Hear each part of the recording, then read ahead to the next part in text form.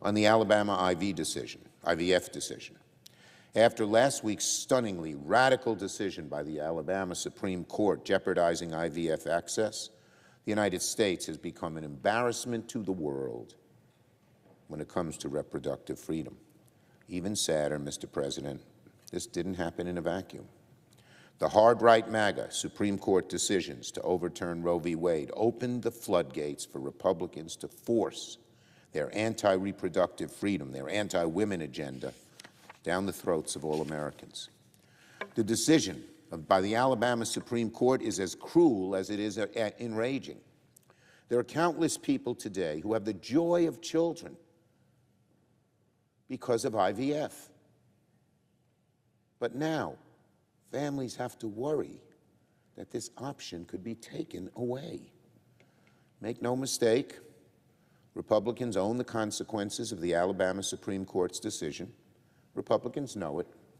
That's why Republicans are scrambling, desperate to backpedal and try to sound reasonable and supportive of IVF all of a sudden, because they see what they have done. Republicans in Alabama, even a conservative state like Alabama, are now trying to save face by introducing legislation they claim will protect IVF providers. Even they know how the American people are reacting to this terrible decision, even in Alabama.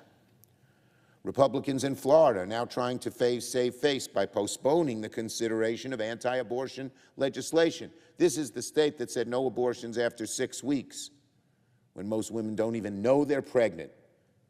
And by the way, the popularity of the governor has dramatically dropped after he passed that legislation, because Floridians don't like it.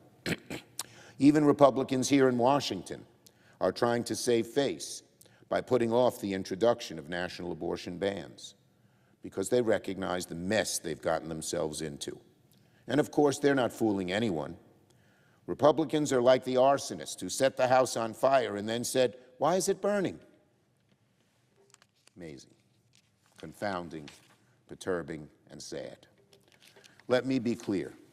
Republicans spent decades calling for a national abortion ban. Republicans spent decades packing our courts with hard-right, MAGA, reactionary judges. So Republicans deserve zero benefit of the doubt now that the consequences of their agenda are sinking in and even spreading. Republicans can do and say all they want to try and run away from the truth, but the American people are not buying it. They're not buying it today.